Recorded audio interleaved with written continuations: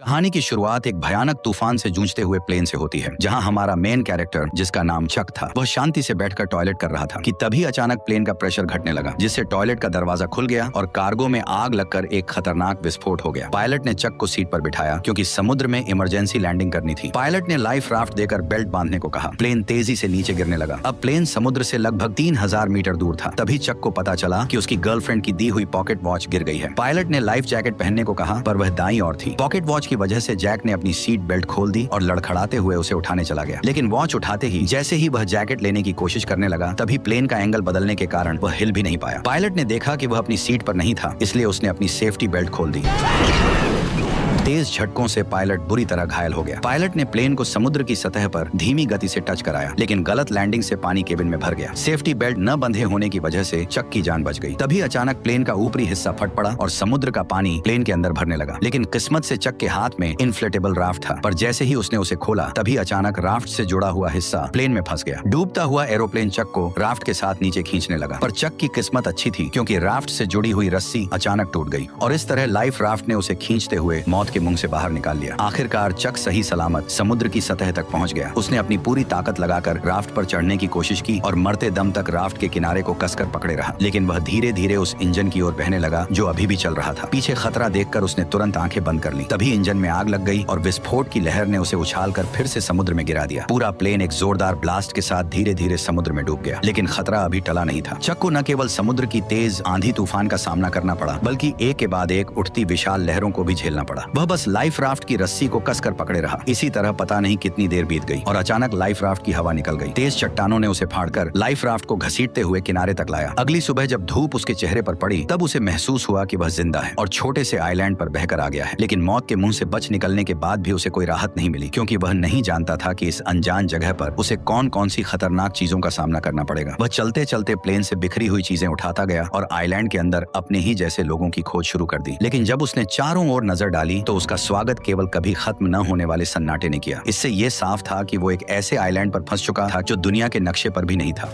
कोई है यहाँ फंसकर मर न जाए, इसलिए उसने खुद को बचाने के लिए तरह तरह के उपाय सोचने शुरू कर दिए। लेकिन इस समय उसके पास समुद्र तट पर हेल्प का निशान लिखने के अलावा कोई कारगर तरीका नहीं था। जल्दी ही रात का अंधेरा छा गया और वह अब भी उम्मीद कर रहा था कि कोई गुजरती हुई नाव उसे देख ले। लेकिन जैसे जैसे रात होती गई, उसकी उम्मीदें भी धीरे धीरे चारों ओर के सन्नाटे की वजह से डर में बदलती गईं। वह जंगल के बेहद खतरनाक जीवों की आवाज सुनकर लगातार डर से कांपता रहा। अगले दिन उसने इकट्ठा की गई चीजों से एक काम चलाओ रेस्टिंग प्लेस बनाया और प्लेन से निकले सामान की जांच शुरू कर दी। अब उसके पास उसकी गर्लफ्रेंड द्वारा दी गई एक पॉकेट वॉच के अलावा और कुछ भी काम का नहीं बचा था। अपनी गर्लफ्रेंड के साथ बिताए पलों को सोचते हुए उसे इस प्लेन में आने का और भी ज्यादा पछतावा हुआ। दरअसल केली के बिजनेस ट्रिप पर जाने से पहले उसने चक को एक पॉकेट वॉच दी थी, ताकि क्रिसमस पर लौटते ही दोनों एक दूसरे से शादी कर लें। लेकिन एक अचानक हुई विमान दुर्घटना ने इस शादी को यहीं पर रोक दिया। जब उसके सभी फैमिली मेंबर यह मान चुके थे कि चक इस हादसे में मारा गया है, तब भी वह जिद के साथ जिंदा रहा। लेकिन इस सुनसान आइलैंड पर खाना पीना बहुत बड़ी मुसीबत बन गया था और चक कब तक टिक पाएगा, यह भी किसी को नहीं पता था। उसने अपनी कंपनी के बहुत से पार्सल वापस इकट्ठा किए, लेकिन उसने उन्हें खोलने का फैसला नहीं किया, क्योंकि उसके लिए यह उसके काम की ईमानदारी थी। चाहे वह अनजान टापू पर ही क्यों न फंसा हो, पर वह अब भी ग्राहकों के भरोसे को तोड़ना नहीं चाहता था। कल जो उसने समुद्र तट पर हेल्प के साइन बनाए थे, वे भी समुद्र की लहरों से कब के मिट चुके थे। उसे कुछ खराब लकड़ियों का इस्तेमाल करके फिर से हेल्प लिखना पड़ा। धीरे धीरे चक के मन में जिंदा रहने की चाह और भी बढ़ती जा रही थी। उसे पता था कि अगर यहाँ से निकलना है तो हर हाल में जिंदा रहना होगा। लेकिन इस वीरान छोटे टापू पर सख्त नारियल के अलावा उसे खाने लायक कुछ भी नहीं मिला, और क्योंकि उसके पास नारियल खोलने का कोई औजार नहीं था, इसलिए नारियल खोलना भी उसके लिए बेहद मुश्किल काम बन गया था। फिर उसने एक धारदार पत्थर से आखिरकार नारियल को फोड़ दिया और उसके पानी का स्वाद लेने लगा, जो उस पल उसके लिए अमृत जैसा था। लेकिन वह केवल नारियल से संतुष्ट नहीं हुआ। चक ने पेट भरने के लिए इस छोटे से टापू के अन्य हिस्सों की भी खोज करने का फैसला किया। वह यहाँ की सबसे ऊंची चोटी पर चढ़कर सब कुछ देखना चाहता था, लेकिन नुकीले पहाड़ी पत्थरों ने उसकी राह मुश्किल कर दी। इसलिए उसने पत्थर से अपनी पैंट का कपड़ा काटा, उसमें पत्ते मिलाए और एक जोड़ी जूते बना लिए। लेकिन जब वह पहाड़ की चोटी पर पहुंचा, तब उसे पता चला कि यह सचमुच एक सुनसान टापू ही है। चारों ओर दूर दूर तक फैला समुद्र था, लेकिन उसके अलावा कोई और इंसान नजर नहीं आ रहा था। जब वह निराश होकर सोच रहा था कि आखिर वो कैसे अपनी जान बचा सकता है, तभी दूर एक अजीब सी चीज ने उसका ध्यान खींचा। वह बिना सोचे समझे उस चीज की ओर दौड़ पड़ा। उसे लगा था कि वह भी उसी की तरह जिंदा बचने वाला कोई पायलट है। लेकिन जब चक ने उस पायलट को पलट कर देखा, तो पाया कि वह तो काफी समय पहले ही मर चुका था। दुखी मन से उसने पायलट की लाश को आइलैंड पर घसीट लिया और उसके पास से कुछ काम की चीजें इकट्ठा करने लगा। उसने एक जोड़ी अभी भी पहनने लायक लायक जूते, एक टॉर्च जो अब भी जल सकती थी और एक बेकार हो चुका बटुआ अपने पास रख लिया। इसके बाद उसने पायलट के लिए एक कब्र खोदी और उसकी लाश को उसमें दफना दिया और उसकी मरने की तारीख एक चट्टान पर लिख दी। शाम के समय चक समुद्र तट पर बैठा अपने जूतों को निहार रहा था। उसके मन में एक अजीब सी उदासी थी। उसे लगा कि शायद अगली बार जो उस कब्र में लेटा होगा वह खुद ही होगा। इसे वजह से रात में चक सो नहीं सका। उसे समझ आ गया था कि अगर वह ऐसे ही हाथ पर हाथ रखे बैठा रहा तो उसका मरना तय है। इसलिए अगले दिन उसने जंगल में जिंदा रहने की कला सीखी। उसने पेड़ों की पत्तियों पर जमी ओस को इकट्ठा कर नारियल के खोल में जमा किया, क्योंकि उसे पीने के लिए साफ पानी चाहिए था। उसने लकड़ी की छड़ी को नुकीला कर मछलियों को पकड़ने का भाला बनाया। भले ही यह सब बेवकूफी भरा था, पर इस लगातार कोशिश ने उसे निराश नहीं होने दिया। उसी रात टॉयलेट करते वक्त उसने एक रोशनी देखी। वह जोर से चिल्लाया ताकि उस नाव का ध्यान खींच सके। उसे लगा जैसे उसे अब और यहाँ रहना नहीं पड़ेगा। उसने टॉर्च से संकेत दिया कि कोई उसे देख ले, लेकिन दूरी ज्यादा होने की वजह से यह हल्की सी रोशनी किसी काम की नहीं थी। जैसे जैसे वह रोशनी उसकी नजरों से धीरे धीरे ओझल होती गई, उसका दिल गुस्से और बेबसी से भर गया। इसलिए अगली सुबह सूरज निकलते ही वह बेसब्री से फटी राफ्ट लेकर उस जहाज की दिशा में बढ़ चला, क्योंकि यह उसके कई हफ्तों की कोशिशों के लहरों की मार के आगे हार जाता था। उसने अनगिनत बार हिम्मत दिखाई, लेकिन हर बार समुद्र की लहरों ने उसे पीछे धकेल दिया। लेकिन फिर भी वह हार मानने को तैयार नहीं था। उसने बहुत कोशिश की, लेकिन आखिरकार समुद्र की लहरों ने उसे अपने अंदर समा लिया। पानी के अंदर पहुंचते ही अचानक उसकी जांघ एक नुकीले समुद्री पत्थर से टकरा गई और एक तेज दर्द ने चक की जांघ को खूनम खून कर दिया। इस वक्त उसमें अब और आगे बढ़ने की ताकत नहीं बची थी। वह बस टूटी फूटी राफ्ट को घसीटते हुए बुरी हालत में किनारे लौट आया। शाम के समय अचानक आसमान में तेज आंधी और मूसलाधार बारिश शुरू हो गई, जिससे पहले से ही घायल चक की मुसीबतें और बढ़ गईं। वह राफ्ट की मदद से केवल कंपनी के सामानों को ही ढक सका। फिर वो बारिश से बचने के लिए खून से बहती टांग के साथ कोई और जगह ढूंढने लगा। तभी उसे एक छोटी सी गुफा मिल गई और खुद को होश में रखने के लिए उसने कुछ घूंट गंदा बारिश का पानी पी लिया। लगभग पूरी तरह थक जाने के साथ उसका घायल शरीर अब और सहन नहीं कर सका और वह जमीन पर बेहोश हो गया। उसके पीछे रखी टॉर्च की बैटरी खत्म होते ही वो भी अंधेरे में डूब गई। अगले दिन चक फिर से तेज दर्द के साथ जागा। उसकी टांग के घाव में कीड़े लगने के लक्षण दिखाई दे रहे थे। इस सुनसान जगह पर अगर इसका इलाज ना हुआ तो उसे और भी बड़े खतरे का सामना करना पड़ेगा। जिंदा रहने की थोड़ी सी भी उम्मीद पाने के लिए उसे अपने मन की जिद छोड़नी पड़ी और उसने उन पार्सलों को खोलने का फैसला किया। पैकेजों में उसे एक दर्जन वीडियो टेप, एक गिफ्ट की तरह सजाया गया वॉलीबॉल, एक सुंदर महिला की लंबी ड्रेस और सबसे स्टाइलिश दिखने वाली एक जोड़ी स्केट्स मिले। लेकिन आखिरी पार्सल को उसने खोलने का फैसला नहीं किया। शायद इसलिए कि वह निराश नहीं होना चाहता था, या शायद इसलिए कि वह अपने लिए एक उम्मीद बचाकर रखना चाहता था। उसने पार्सल की पैकिंग में इस्तेमाल हुए फोम को अपने घाव पर लगाया। फिर जूतों के फीते खोलकर उसने उनसे काम चलाऊ पट्टी बांध ली। जूतों के ब्लेड उसके सबसे काम आने वाले औजार बन गए और लंबी ड्रेस की काली जाली से उसने एक आसान मछली पकड़ने का जाल बना लिया। मछली पकड़ने के औजार की मदद से कई दिनों बाद वह आखिरकार पहली बार पेट भर खाना खा सका।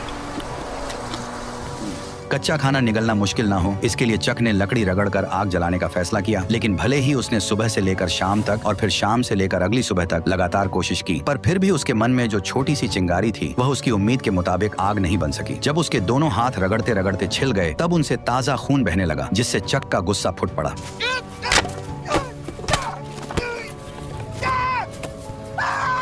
आइलैंड की मुश्किल जिंदगी और पुरानी चोटों ने उसे पूरी तरह तोड़ दिया था। चक ने किनारे बैठकर अपने घावों को पानी से साफ किया और तेज दर्द ने उसे परेशानी का एहसास फिर से करा दिया। अब उसके लिए जिंदा रहना एक ऐसा सवाल था जिससे वह भाग नहीं सकता था। अभी अभी गुस्से में फेंकी गई वॉलीबॉल उसके पैरों के पास पड़ी थी, जिस पर उसकी ताजा लाल हथेली की छाप बहुत ही चमकदार दिख रही थी। तभी उसके दिमाग में एक अजीब ख्याल आया। उसने अपनी लार से हथेली के निशान पर 2 आंखें और ऊपर हल्की सी मुस्कान बना दी। अब वह वॉलीबॉल एक इंसान के चेहरे जैसी लगने लगी थी। शायद बहुत ज्यादा अकेले जिंदगी में उसका साथ दे सके। यह दृश्य थोड़ा अजीब जरूर था, लेकिन कम से कम उसे अकेला होना महसूस नहीं हुआ। विल्सन की निगरानी में चक को जैसे फिर से पूरी ताकत मिल गई। जैसे जैसे वह तेजी से लकड़ी को घिसता गया, लकड़ी के टुकड़ों के बीच सचमुच चिंगारी निकल आई। जलती आग को देखकर चक बहुत खुश हो गया, जैसे उसने कोई बड़ी जंग जीत ली हो। यह आग उसके लिए खाना पकाने की अच्छी स्कीम होने के साथ अपने यहाँ होने का सिग्नल भेजने की भी अच्छी जुगाड़ थी। रात में वह खाते हुए विल्सन से अपनी हालत पर बात करता है। उसकी कैलकुलेशन के हिसाब से वह अब लगभग 4000 मील से भी अधिक दूर निकल आया था। यानी अगर वह चाहे कि कोई उसे ढूंढ ले तो उसके मिलने की संभावना लगभग नामुमकिन थी। लेकिन अब चक के पास कोई रास्ता नहीं था। वह बस खुद को मजबूत कर जिंदा रहने की कोशिश करता रहा। कच्चा खाना खाने और गंदगी से उसके खराब दांत सूजकर इन्फेक्टेड हो गए। आखिरकार असहनीय दर्द के कारण उसने ठान लिया कि वह अपने दांत को निकाल देगा। उसने एक हाथ में स्केट वाली छुरी दांत पर टिकाई और दूसरे हाथ में पत्थर लिया। उसने सोचा कि लंबे दर्द से बेहतर है एक बार का दर्द। फिर उसने जोर से वार कर दिया।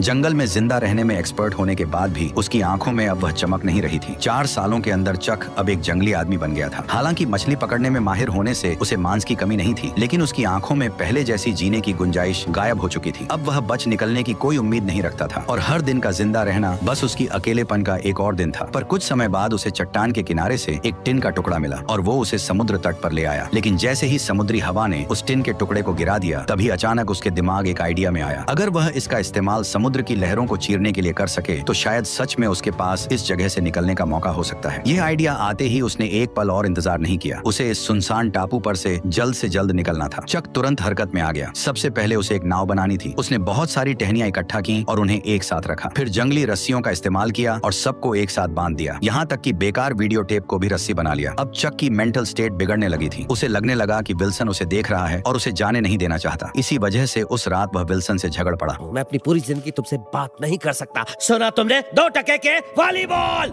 फिर उसने गुस्से में अपने 4 साल पुराने दोस्त को एक लात मारकर दूर फेंक दिया। लेकिन जब वह कुछ देर बाद शांत हुआ तो उसे अपने दोस्त विल्सन के लिए गहरा पछतावा हुआ। इसलिए वह रात के अंधेरे में विल्सन को ढूंढने निकल पड़ा और प्यार से उसके चेहरे पर फिर से रंग लगा दिया। हर दिन इसी तरह बीतता गया और चक की लकड़ी की नाव भी बनकर तैयार हो गई। उसने जाने के लिए सारी चीजें तैयार कर ली थी। अब बस सही दिशा की हवा का इंतजार था ताकि वह अपनी नाव को समुद्र में उतार सके। उसने अपने यहाँ फंसे होने का साइन भी छोड़ दिया था। उसने 10,500 से भी ज्यादा दिनों तक इस बेरहम टापू पर फंसे रहने का वर्ल्ड रिकॉर्ड बना दिया था। जब वह आखिरी अक्षर उकेर रहा था तभी अचानक हवा उस दिशा में चलने लगी जहाँ चक चाहता था। उसने एक्साइटेड होकर नाव को समुद्र की ओर धकेल दिया और फिर अपने पुराने दोस्त विल्सन के साथ जिंदगी खोजने की ओर निकल पड़ा। समुद्र की लहरें अब भी वैसी ही थी, लेकिन वे उसे घर लौटने से रोक नहीं सकी। झील की लहरों की तरह समुद्र की हर एक लहर लगभग उसे डुबो ही देती थी, लेकिन वो अपनी कोशिशों से लहर को चीरता चला गया। हर बार जब वह मौत के मुंह से बच निकलता तो उसके भीतर से बाहर निकलने की खुशी और भी बढ़ जाती। जब चक ने पीछे मुड़कर उस छोटे से टापू को देखा जिसने उसे 4 साल तक कैद रखा था, तब उस पल में चक के दिल में एक अजीब सी फीलिंग थी। अगर उसने इस कठिनाई का सामना करने की जिद न की होती तो शायद आज भी वह अकेलेपन से भरी जिंदगी जी रहा होता। हालांकि उसकी जंग अभी बस शुरू ही हुई थी। उसे पता नहीं था कि आगे जो खतरे उसका इंतजार कर रहे हैं वे उसके लिए सबसे घातक चुनौती साबित होंगे। ठीक उसी वक्त जब उसे लगा कि वह इसी तरह बहते बहते इंसानों की बस्ती तक पहुंच जाएगा, तभी एक और भीषण तूफान ने उसे झकझोर दिया। उस रात तेज बारिश यह रही कि चक किस्मत वाला था। उस रात की भीषण आंधी तूफान भी उसे अपने साथ नहीं ले जा सकी, लेकिन उसकी नाव को भारी नुकसान पहुंचा था। और सबसे अहम बात यह थी कि उसका पुराना दोस्त भी रस्सी ढीली हो जाने के कारण नाव से अलग हो चुका था। जब उसे इसका एहसास हुआ तब तक विल्सन समुद्र की लहरों के साथ बहुत दूर बह चुका था। वह उसका इकलौता साथी था जिससे वह दिल की बातें करता था। भले ही वह सिर्फ एक वॉलीबॉल था, लेकिन वही उसका एकमात्र सहारा था। वह सब कुछ भूलकर समुद्र में कूद पड़ा और उसे बचाने की कोशिश करने लगा, लेकिन दूरी बहुत ज्यादा थी और गहरा समुद्र उसे बार बार डरा रहा था। एक तरफ उसकी जान बचाने वाली नाव थी और दूसरी तरफ उसका 4 साल का सहारा विल्सन। लेकिन अब उसके पास कोई और चारा नहीं था। वह बस अपनी आंखों के सामने अपने पुराने दोस्त को दूर जाते हुए देखता रहा। विल्सन, मुझे माफ कर देना।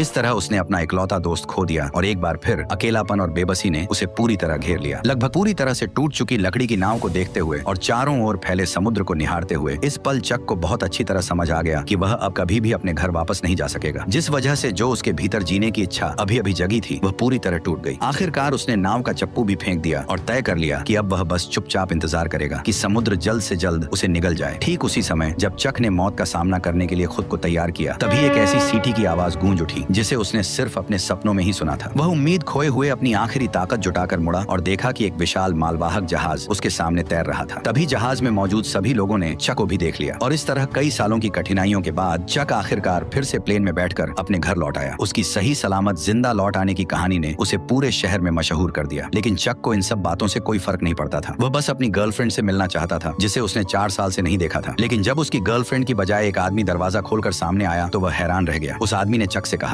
मैं केली का हस्बैंड हूँ, जेरी लवेट।